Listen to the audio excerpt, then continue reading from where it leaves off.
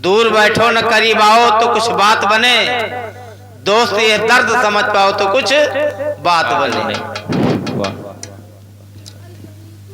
अब आप मन से हैं बैठे और रामचरितमानस जो लिखी गई जिसके बारे में अभी भाई साहब व्याख्या कर रहे थे, वो पूरी गायत्री मंत्र की व्याख्या है। संक्षेप में आपसे अभी मैं निवेदन भी करूंगा 10-15 मिनट में, क्योंकि एक कथा का प्रवाह चल रहा है। दोपहर कालीन कथा हमने भी बढ़िया सुनी, बड़े ढंग से, बड़े अच्छे ढंग से भाई साहब ने संदेश सुनाया। हम लोग देखिए ना तो कथावाचक है, न संगीतज्ञ है, न ज्ञानी है, न विज्ञानी है। हम एक चिट्ठी लेकर के आए हैं। ये चिट्ठी अखंड ज्योति, जैसे पोस्टमैन आता है चिट्ठी दे जाता है, उस चिट्ठी को हम पढ़ करके सुना रहे हैं। कहाँ से आए हैं? शांति कुंज हरिद्वार से आए हैं। इस समय वर्तमान में वो चिट्ठी लेकर के मैं आपके नामी सारण क्षेत्र से आ रहा हूँ। विगत सन 74 से इस मिशन से मैं अच्छी तरह से जुड़ा हूँ। इतना परिचय जान लें, क्योंकि जाने बिन न होए प्रतीति, बिन प्रतीत होए नहीं प्रीति, और प्रीत बिना नहीं भक्त दृढ़ाई, जिम खगेश जल के चिकनाई। ये कार्यक्रम जो भी हो रहा, किसका हो रहा? बहुत प्रसिद्ध वेद मूर्ति तपोनित पंडित श्री राम शर्माचार्य जी के दिव्य सुंदर रक्षण में हो रहा है, जिन्होंने 3200 पुस्तकें विभिन्न समस्याओं का समाधान देने के लिखी, जो विश्व में आज तक किसी ने नहीं लिखा। चारों वेदों का भाष्य किया है। अभी बड़ी बड़ी बातें तो करनी थी, करेंगे। उससे पहले आपसे निवेदन प्रार्थना, एक आसन से बैठने की कृपा करें, कमर सीधी कर लें। कोई बात ना समझ में आए तो पूछ के जाना, शंका का समाधान करके जाना, अपने जीवन में खुशहाली लेकर के जाना। एक घड़ी आधी घड़ी, आधी में पुण्याद, तुलसी संगत साधु की हरे कोटि अपराध। जैसा कि दोपहर का प्रश्न चला, एक घड़ी 24 मिनट की एक घड़ी होती है। 24 न सही तो 12 में भी न सही तो 6 मिनट। 6 मिनट ध्यान से सुन लेंगे तो मेरा विश्वास है कि आपके जीवन में खुशहाली आएगी, हमारे जीवन में भी आएगी। मैं इंटर में जब पढ़ रहा था, संस्कार तो पूर्व जन्म के थे, सब में इससे जुड़े, तो बोलने की कला भी आई, लिखने की कला भी आई, और क्या कहां से कहां तक पहुंचा दिया। जो नहीं दे सका कोई भी आज तक, पूज्य गुरुदेव वो दे दिया आपने।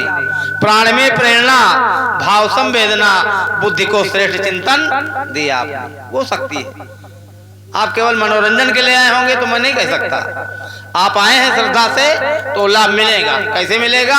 आइए एक बार गायत्री मंत्र हमारे साथ साथ बोले, जिसका अर्थ है उस प्राण स्वरूप, दुखनाशक, सुख स्वरूप, श्रेष्ठ, तेजस्वी, पापनाशक, देव स्वरूप परमात्मा को हम अंतरात्मा में धारण करें, और वह परमात्मा हमारी बुद्धि को सन्मार्ग में प्रेरित करे।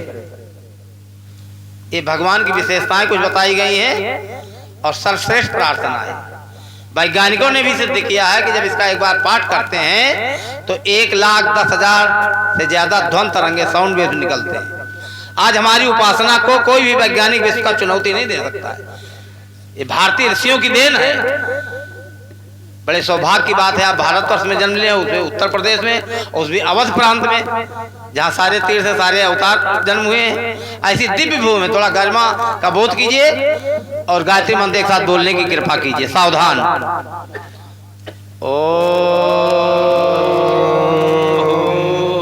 भुवः स्वः तत्सवितुर्वरेण्यं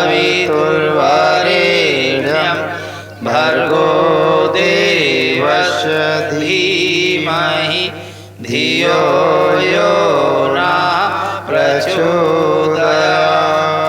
इसका हिंदी में भावार्थ सुनिए। तुमने मुझे जन्म दिया, पालन कर रही हो माँ, पाते हैं तुमसे प्राण हम, कष्टों को हर रही हो माँ। तुम्हारा महान तेज छाया हुआ सभी स्थान, जगती की वस्तु वस्तु में हो रही हो विद्यमान।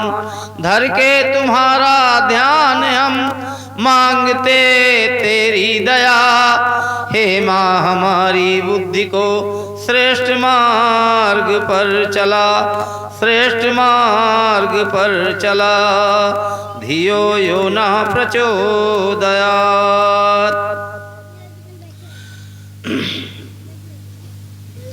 अभी बड़े भाव से हम गीत सुन रहे थे। राम की कहानी लिखा है।